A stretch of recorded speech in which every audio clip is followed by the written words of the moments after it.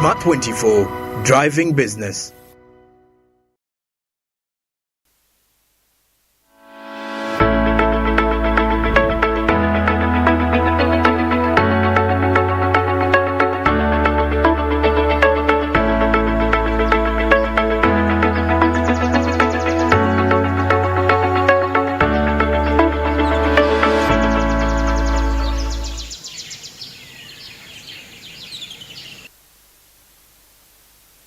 Welcome back, and this is our second hour of Smart Means Business. My name is Mercy Katsime and I'm with Doreen.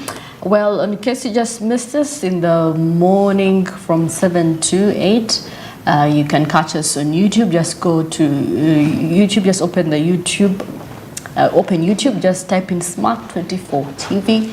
Lowercase, uppercase, it doesn't matter. It will bring you all the information that you need. We always streaming live, the different programs lined up for you. But if you're a first time, if you're a newcomer there, please don't forget to hit that subscribe button, and updates will be coming your way. And we are also on other social media platforms, on Facebook on Smart 24 TV official. Yes, Facebook is still on actually, and on X on Smart 24 TV now.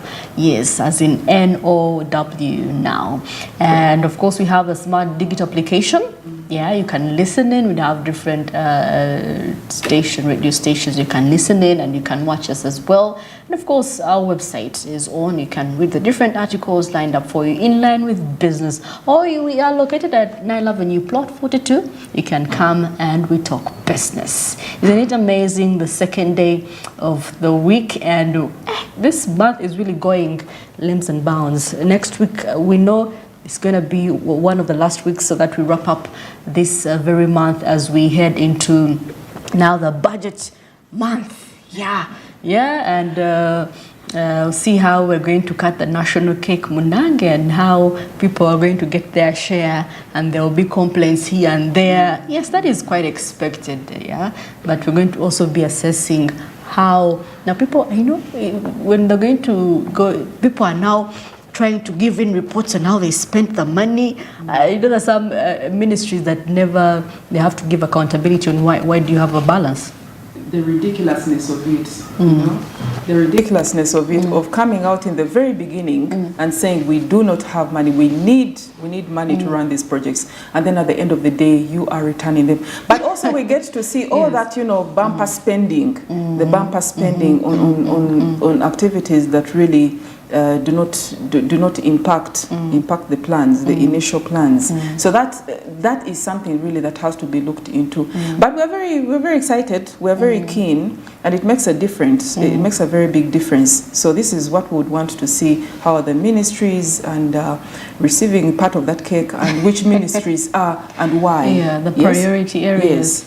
Those priority areas, and why is there a cutback in those core ministries, the ones that we believe should be getting quite a lot. But also there's going to be quite a lot of analysis looking at what has been done. Is it worthwhile? What has been done and what should be done better? It's not really, it shouldn't be business as usual in regards to implementation. Because remember, as we have been voicing out, the number one problem with Uganda is having a great CV, a great policy CV, having one of the best analysts, some of the best analysts really within the region. But when it comes down to implementation, there are gaps, and gaps that consistently, on a cyclical basis, are really unable to be bridged. So this is something that is very key to enabling effectiveness and a better Uganda at large. So we're very keen looking at, you know, as we get into that particular, within that particular period of the budgeting and the budget, we'd want to also find out how realistic, how realistic are the activities down on ground. Let's get into the business updates and find out what is happening. Yeah, I think we're going to first get into the different tips and quotes for the day, and we shall be right back.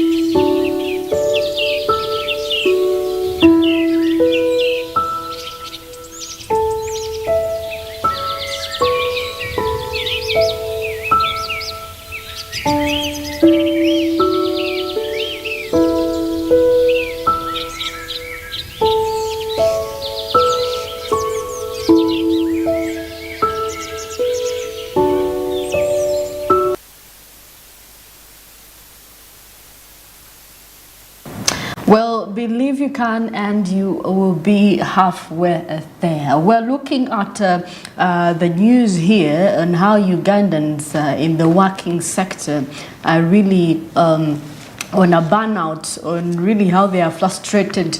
There is no you turn to once you get to work. It's annoyance when you go home. It's annoying. So what is that one thing you think we can do so that we can motivate our workers? Yeah, whether in business, because I believe business owners have employees. Yeah, even at work, you know, the corporate companies and NGO. I mean, what do we need to do? Fine, we're not human resource, but then we have to harness and give share knowledge on how not everyone can go sane. You know, fine, it may not be well at home, but come back to a different family at work that will bring you smiles. Yes, yeah, that's true, Mercy. That's true. And one thing that we have learned from the pandemic, and the pandemic really was an eye-opener, is that it's not business as usual. Yes, cement and look at some of at your revenue basis as a company, as an employer, but also be keen on diversifying, be keen on finding out what the alternatives are, especially that you can benefit from as a company. This is very key. It's very, very key, actually, if you are to look at the sustainability. And right now, looking back at some of the trends that have been happening, whether you are an NGO, whether it is a company, whether it is another social enterprise or any sort related to that, you must be keen on the sustainability. How do you view yourself? What is your strategy to make sure that you're keeping afloat and flourishing for the next 10, 20 years? What other particular aspects are you forecasting, and what are you doing about it? How ready are you to be able to tap into the forecast and the future opportunities that will be coming in ahead? Or basically also, on the other hand, how best equipped are you to be able to keep afloat during times ahead? So it's very important, even as you look at your revenue base, the current revenue base, to really look into other potential areas for diversifying. But of course, be keen. Be very keen not to spread yourself too thin, because that is also another challenge. Yes. Another challenge coming in. Like one mentioned at one time, you can be the master of none. You are everywhere, but you are the master of none. But here, as Driving Business Smart 24 TV, we literally urge you on, as you look at harness your revenue base and look at maximum effectiveness, also be keen on diversifying and looking at future potential areas.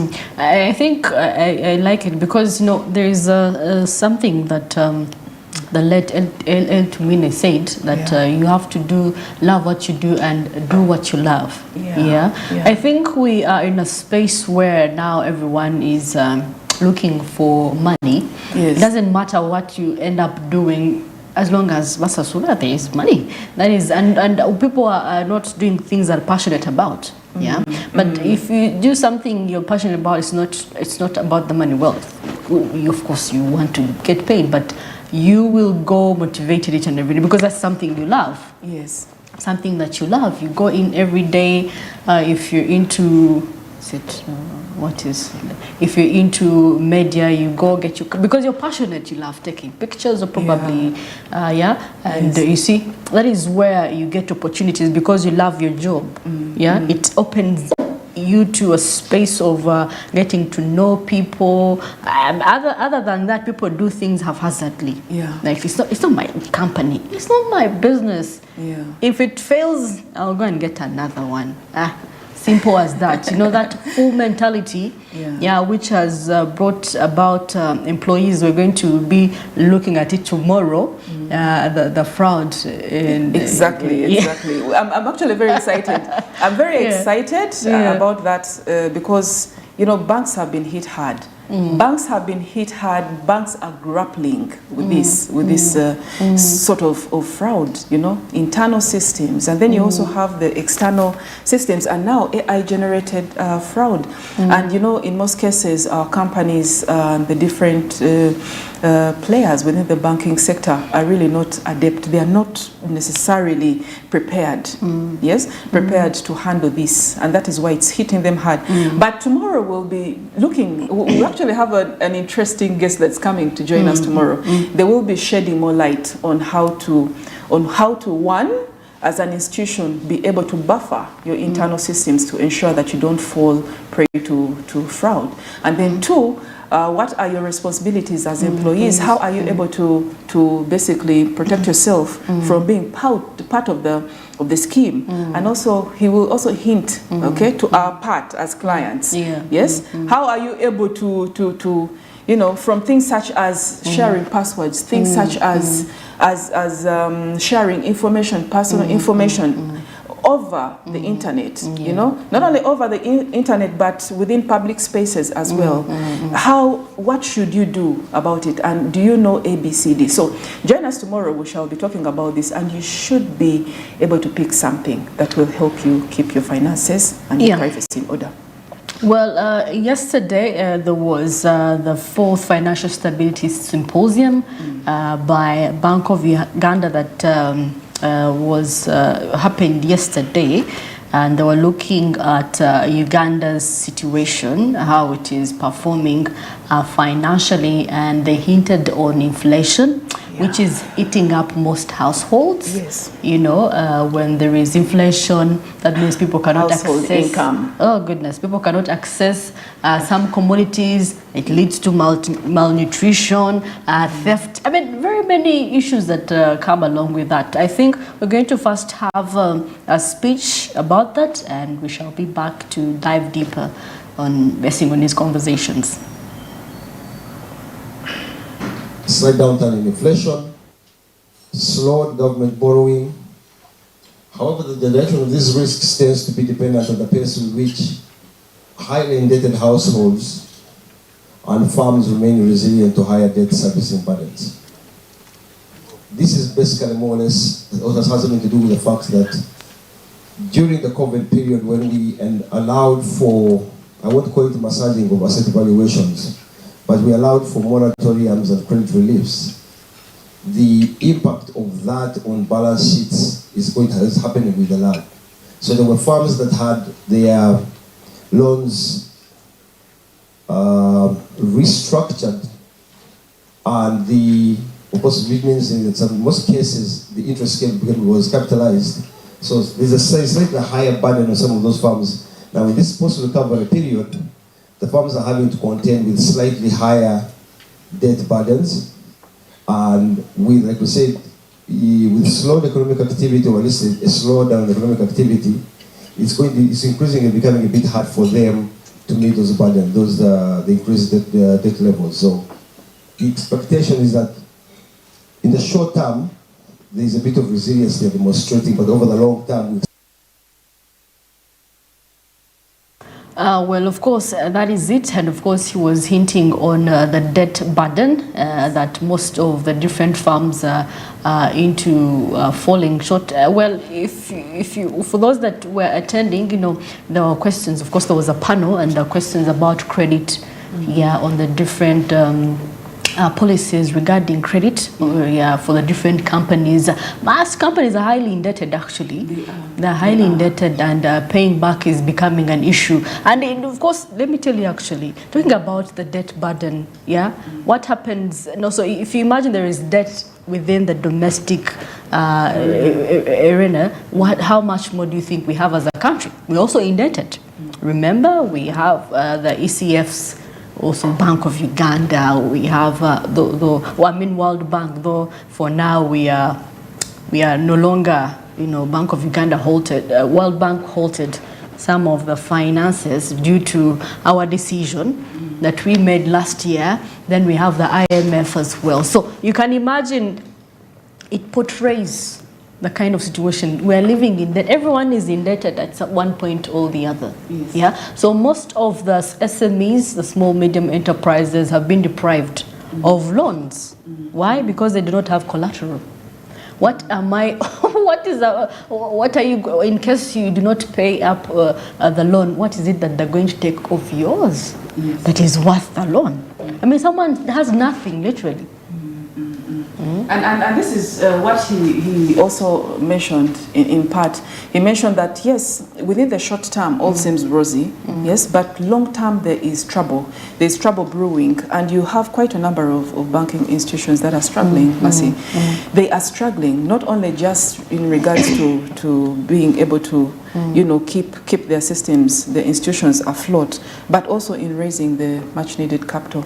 So all these different issues really boil down to what is to be done, what can be done, and what is to be done. You've seen a number of banks failing. You've seen a number of mergers coming in at the moment. And the realistic part about it is him coming up and saying the market forces will determine which banks are more efficient, you know. So bottom line speaking, the banks are really under scrutiny at the moment, and the the gods the gods are not going to be lenient this time. But talking about inflation, you mentioned something about inflation, yes, inflation, yeah. And I remember there has been quite an outcry about this, because the reality about it is, right now you get your 20,000 and it can't even fill up a small polythene bag. Yes, you know, yes, you yes. get your 50,000, and whereas last time you used to go with the hugest, you know, the biggest of biggest polythene bags, right now you can't even fill up anything. Yeah. You can't fill up a green small bag even with 100,000. So well, what's happening? What's happening? The inflation rate is really high, and this really trickles down because the monies that are got are not really running out so fast, and the household income is really being hit hardest. Come to think about it, I remember we were having a conversation sometime back, and the number one thing that the border riders will tell you is, you know what, I'm increasing this because of ABCD. You know, the economy is bad. It's like the number one, you know, sentence. The economy is bad, yes, and then you throw back at him. Unfortunately, the salary is not increasing in accordance, or the different monies. And it's not even just talking about salaries. It's really the monies all over are not increasing in accordance, you know? And these are the impacts of actually living in an inflative season, whereby the inflation is consistently riding high. But then we can also have a look at some of the products. I think they will be shared later on about some of the products. Sugar, I think, went down sometime back. The food products, was it food is cheaper? Yeah. But some services that are quite expensive now, like due to the imposed taxes now, like on fuel. Yeah. I don't know, like you said, you get onto it, someone tells you, man, 100 shillings has become an issue. 100 shillings, just like 100 shillings becoming an issue. And those that do millet, millet has also been increased. Wheat, there was also wheat on that, and other taxes. Wheat has been high for quite a while. Yeah. Yes, wheat has been high for quite a while. But what within that symposium was the most fundamental for you? What was the most in the symposium that was held yesterday? I will look at, because they mostly talked about inflation that has actually really led to the impoverished, much as we're trying to eradicate poverty.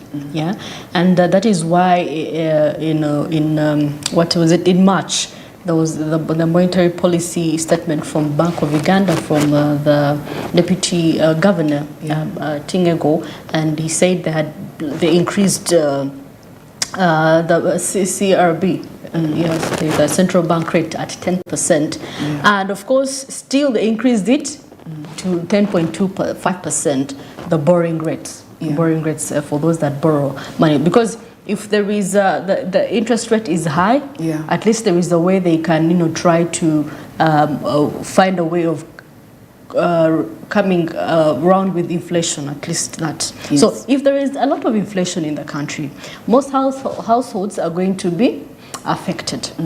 So imagine now the country is inflated, if you're buying a kilo of maybe, remember last year an onion was at around 500, just one piece of just onion. one. Yeah. So how do you think people are managing? Means people who eat from restaurants, food is going to increase. Yeah.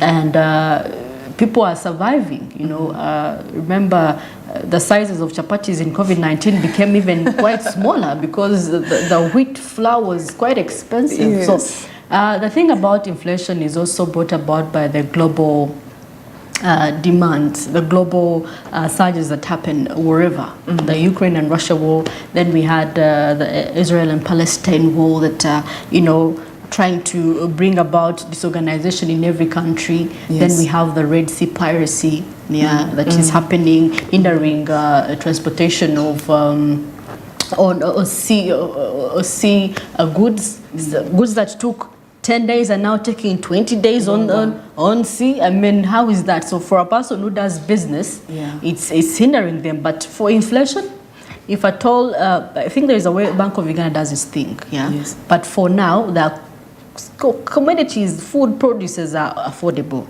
But there are some services that have gone up. Yeah. But due to the taxes that have been imposed as well.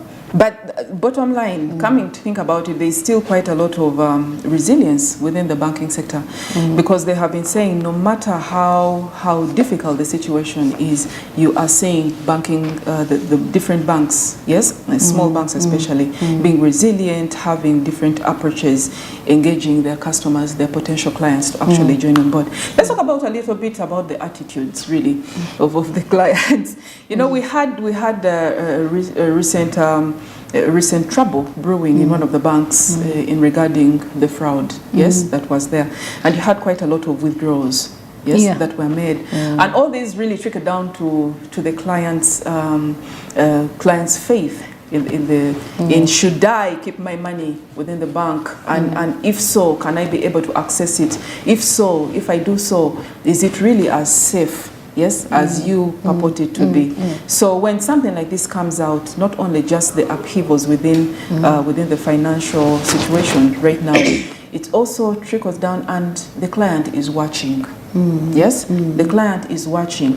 Not only would like to find out and be keen as well on future client behavior in regards to saving, in regards to reaching out for loans, because we've seen also quite a number of disgruntlement about loans, and the interest rates, the high interest rates in regards to for that. Women, recently they proposed to reduce for women those that are into business. Because they are vulnerable. I mean, let me tell you, I'm going to give you a scenario. This is a single mother, probably divorced or separated.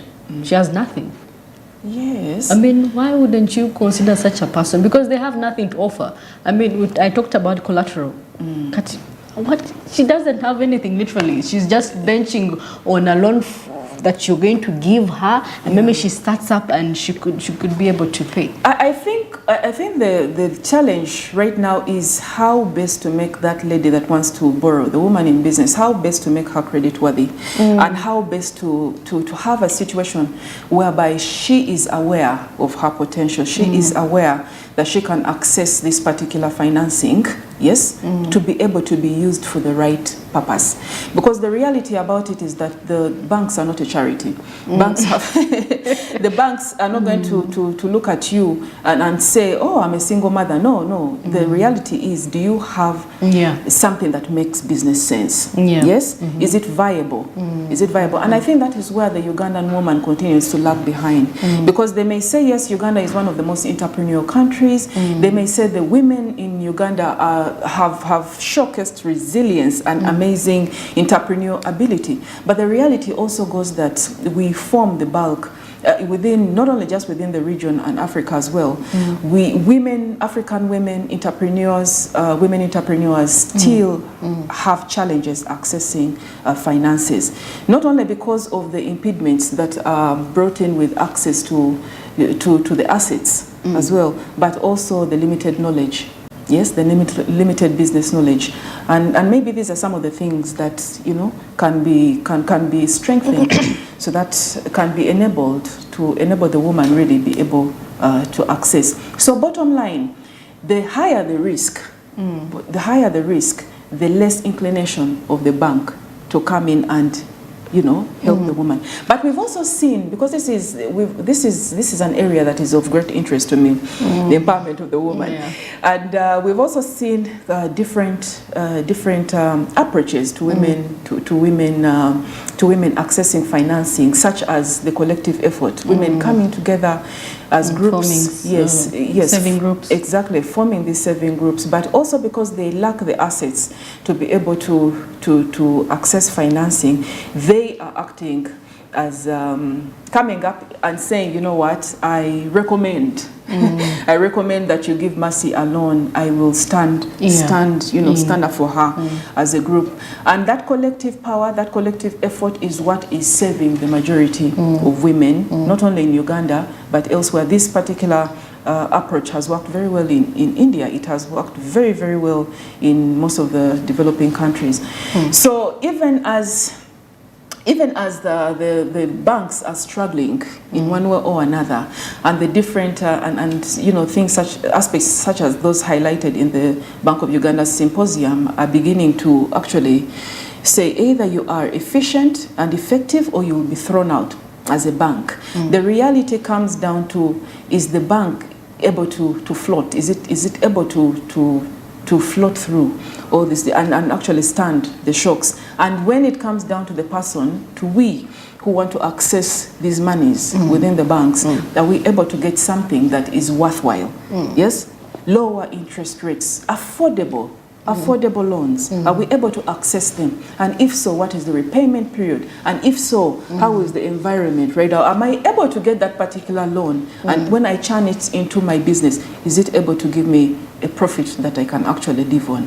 So all these different things do not happen in isolation. Even as we talk about the Bank of Uganda symposium going on, the jitter, the nitty-gritties about the different shocks that are within the financial sector, we also must be keen on the behavior patterns that are out there within the society, as well as whatever different mannerisms, and also the different ways in which the average Ugandan business person can be able to thrive and to flourish. Well, thank you for your insight, and I believe you've heard her suggestion.